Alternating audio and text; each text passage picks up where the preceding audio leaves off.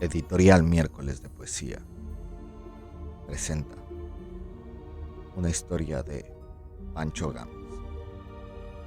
Mejor solo el paraíso.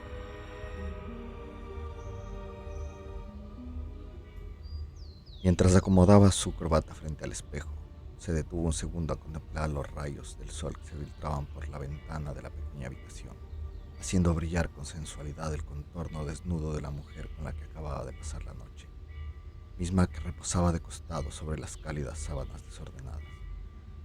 Qué hermosa era, pensaba maravillado. Se puso la chaqueta y tomó su mochila. Antes de salir, se detuvo en el marco de la puerta con la perilla en la mano. Echó un último vistazo a la preciosa mujer en la cama. Definitivamente, confirmó. Mejor que esto, solo podría ser el paraíso. Cerró la puerta y desapareció escaleras abajo. El cuerpo fue encontrado a las 8 de la mañana por la dueña del humilde motel,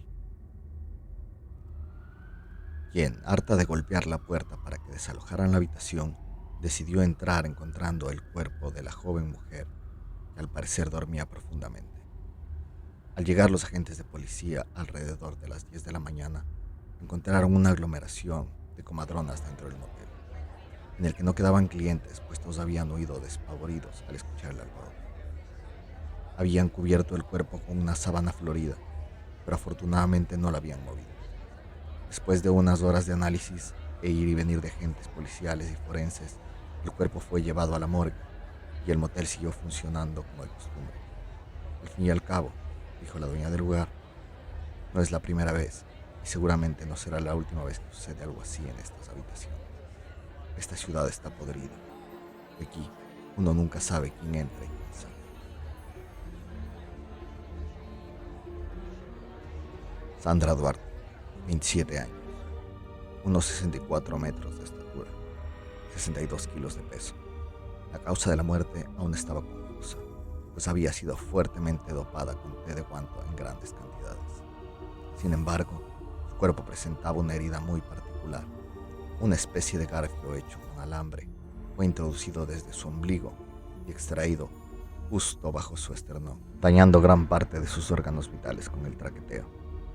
El artefacto sobresalía del cuerpo con ambas puntas por fuera y un anillo circular en uno de los extremos, como si fuese a servir para ser colgado. La hipótesis del forense es que la mujer fue drogada y después mutilada. Probablemente la asesina intentaba colgar el cuerpo de algún sitio, pero no tuvo tiempo para concluir su proyecto. Dentro del cuerpo de Sandra se encontraban restos de semen, lo que confirmaba que hubo relaciones sexuales antes del asesinato, mas no existía ningún signo de forcejeo, por lo cual se dedujo que el asesinato no se dio por violación. En la escena del crimen se pudieron encontrar restos de semen de 17 personas distintas, cabello, uñas, sangre de la víctima y de al menos 4 personas más. La situación poco salubre del establecimiento y la intrusión en la habitación de al menos 6 personas distintas. Las pertenencias de la víctima habían desaparecido, incluido su bolso y sus zapatos. Lo único encontrado había sido el carné de su trabajo. La escena estaba demasiado contaminada, por lo que no se pudo encontrar nada que fuera de validez para la investigación. Según la prensa, Sandra era una joven de clase media-baja, trabajaba en un call center a unas cuadras donde fue hallado su cadáver. No tenía enemigos conocidos ni relaciones con las pandillas de la zona. Su hermano, Rogelio Duarte, era el único familiar conocido. Rogelio era policía, trabajaba al otro lado de la ciudad. Este declaró en una entrevista que no descansaría hasta ver el asesino de su hermana tras las rejas. El caso se enfrió rápidamente. A pesar de lo particular del asesinato y de los intentos del hermano para averiguar algo, nada se pudo hacer y todo fue olvidado después de tan solo unos días. Eso es lo que sucede en esta ciudad. La falta de recursos y la cantidad de crímenes simplemente no alcanza para poder dedicar mucho a la resolución de un asesinato sin sospechosos. Además, para ser sinceros, Sandra no era de interés de nadie. Solo una mujer bonita de barrio, solo una de tantas mujeres asesinadas sin que nadie le importe. Es lo que pasa en esta ciudad. A nadie le importó un carajo los demás. Rogelio intentó averiguar algo preguntando en su lugar de trabajo y el barrio donde Sandra vivía. Los vecinos no habían visto nada, sus compañeros tampoco. Santiago, el mejor amigo del trabajo de Sandra, había desaparecido después de la muerte de su madre un par de semanas antes del asesinato. Julia y Mariana, sus mejores amigas, no tenían idea de nada. Sandra era demasiado reservada con sus cosas, dijeron. Uno nunca sabía lo que pasaba con ella. El jefe de la muchacha ni siquiera la recordaba. Había hecho falta mostrarle una foto reciente para que siquiera se percatara de que ella no había vuelto a trabajar. Rogelio se vio perdido y sin saber qué más hacer, él también se dio por vencido. Un año después, el caso de Sandra fue recordado cuando el cuerpo de Vinicio Marín fue encontrado en su pequeño departamento en el centro de la ciudad con el mismo modus operandi. Un garfio hecho con alambre introducido por el ombligo y una dosis muy fuerte de guante. En esta ocasión también se encontró semen dentro del muchacho de 22 años, cabellos en la escena y huellas digitales por doquier. La policía no pudo establecer la identidad del asesino, pues las huellas y el ADN encontrado no coincidió con ninguna persona en la base de datos. Vinicio era sobrino de un banquero influyente y este incluso contrató investigadores privados. Rogelio también retomó sus investigaciones y a pesar de todo esto, después de 2 meses de arduo trabajo, el caso fue archivado como sin resolver. Una vez más, ninguna evidencia o testigo dio pista alguna para atrapar al culpable. El asesino del gancho lo llamó la prensa. A pesar de que la policía no confirmó nunca que se tratara de la misma persona, durante varias semanas se llenaron de especulaciones los noticieros acerca de un asesino en serie en la ciudad. Es triste, pero todos sabemos que la memoria es frágil. Y con noticieros plagados de sangre y muerte, es fácil olvidar a 2 jóvenes asesinados.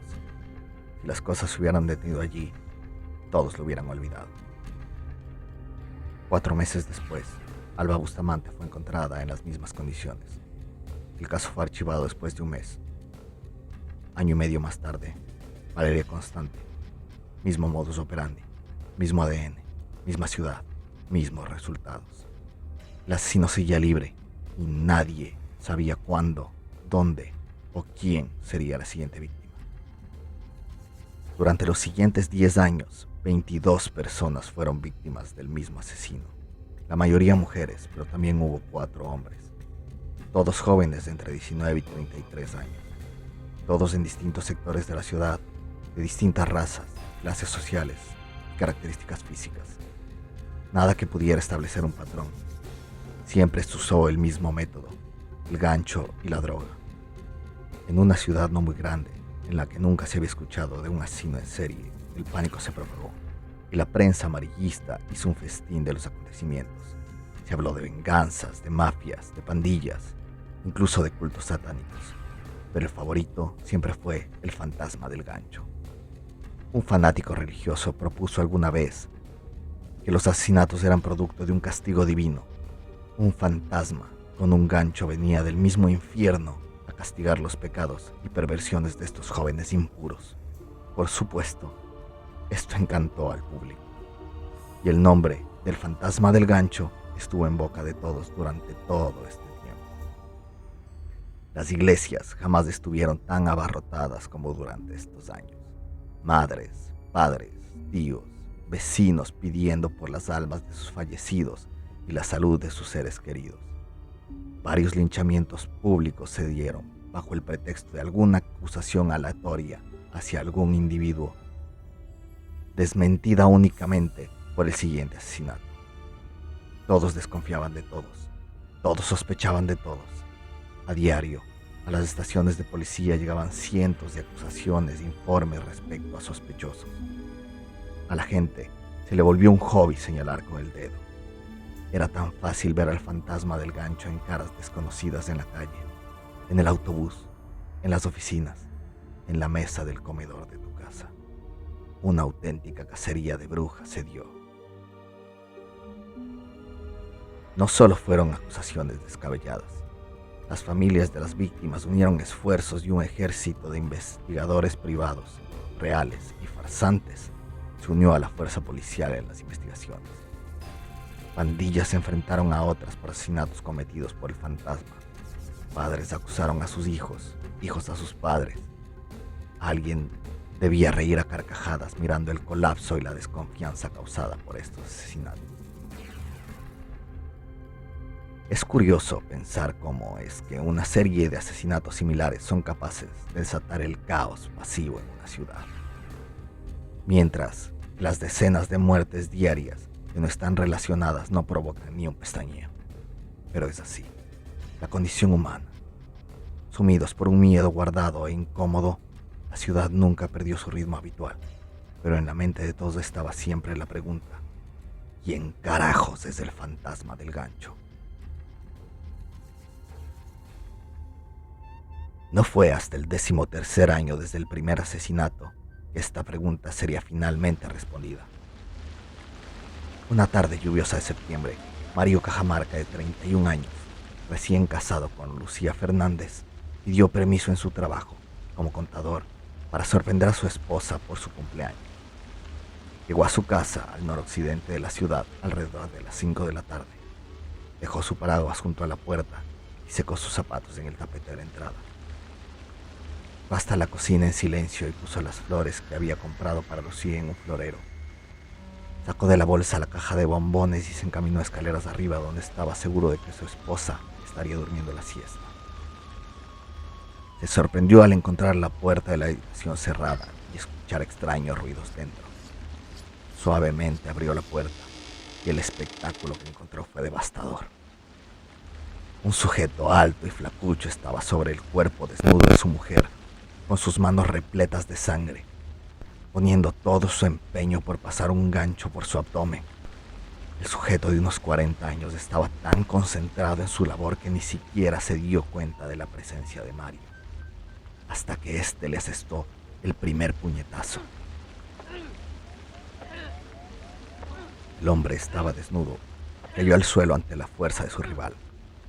Solo atinó a ponerse en posición fetal, cubriendo su cabeza sin defenderse de la lluvia de golpes que se le vino encima. Mario gritaba furioso y desconsolado mientras golpeaba una y otra vez al maldito que había lastimado a su mujer. Las lágrimas no le permitían ver, y él realmente no podía decir cuánto tiempo golpeó el cuerpo desnudo del agresor. Solo cuando se dio cuenta de que no tenía ninguna reacción, se detuvo. Fue el mismo Mario quien llamó a la policía. Él mató a mi esposa. Yo lo maté a él, declaró cuando llegaron las autoridades. Estaba en lo cierto en cuanto que el sujeto había asesinado a su esposa, pero él no había muerto. Estuvo en un hospital con heridas graves durante una semana, siempre en custodia policíaca, con orden de que nadie, excepto el personal médico, se acercara a él.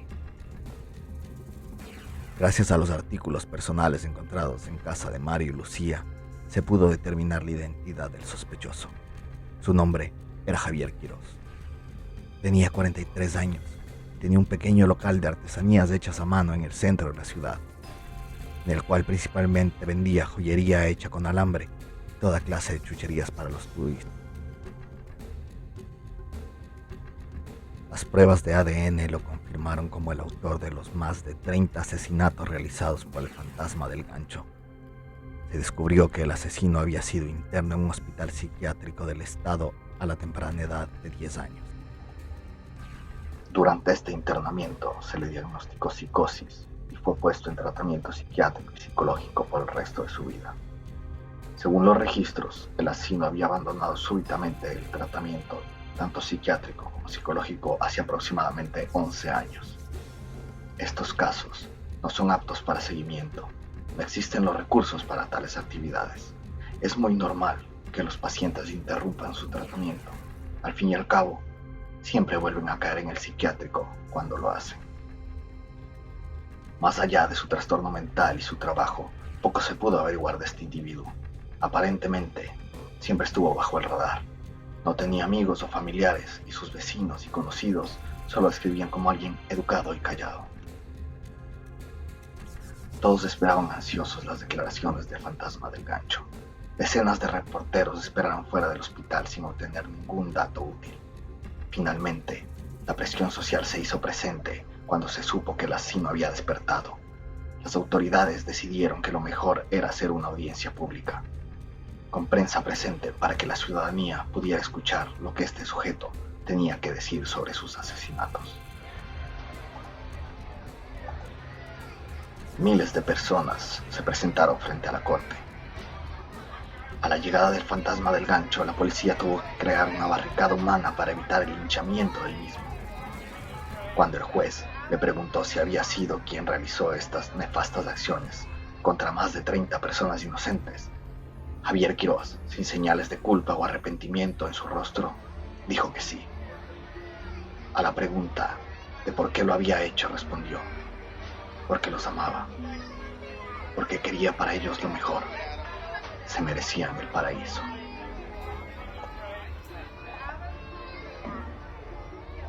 El juez, después de pedir silencio durante varios minutos, pidió al acusado que explicara su respuesta.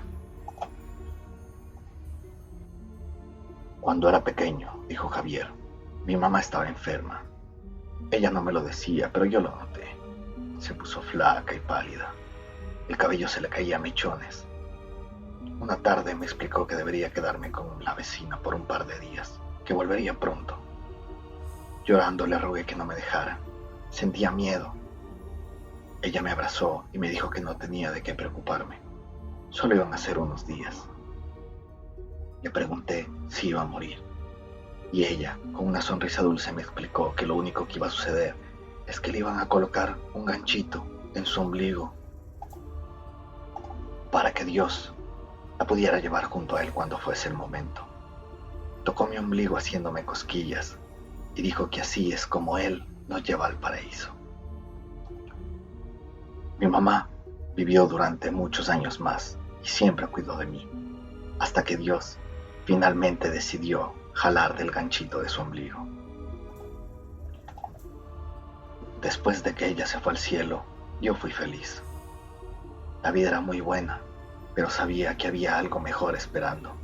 Y cada vez que sentía mucho amor por alguien, solo quería ayudarles a llegar al paraíso junto con mi mamita. Por eso les ponía el gancho, para que Dios los pudiera llevar hasta allá. Fue tan linda la vida con ello. Pero ahora están mucho mejor en el paraíso. Todos quedaron atónitos, en silencio. El juez rompió el encanto. ¿Y por qué los drogabas antes de ponerles el gancho?, le preguntó a Javier. Ah, eso, respondió casualmente. En el patio de mi casa había guanto, y a mí me gustaba dormir bajo ese árbol de flores increíbles. Fueron los mejores sueños que nunca tuve. Mi mamá hacía té y se lo tomaba para dormir. Me explicó que las pastillas que le daba eran de esas mismas flores. Cuando ella se fue al cielo, dejé de tomar las pastillas y empecé a tomar el té, como ella. Siempre me gustó compartir este té con mis amores antes de dejarlos ir al paraíso. Creo que hice bien. Siempre estuvieron muy tranquilos soñando mientras se iban. Mejor que el amor, solo el paraíso, concluyó el fantasma del gancho. Javier Quirós fue condenado a pasar el resto de su vida en un hospital para pacientes psiquiátricos violentos. Su condena no duró mucho. Tan solo 3 días después de su internamiento, lo encontraron en los baños del hospital con un gancho enorme atravesando su abdomen y una nota escrita con sangre en la pared que decía: a ver si vas al paraíso. Así fue como terminó la historia del fantasma del gancho. La ciudad se olvidó de su miedo y todo siguió igual. Muchas muertes en las noticias, mucha sangre en las calles, en fin, la ciudad de siempre, fría y sin memoria.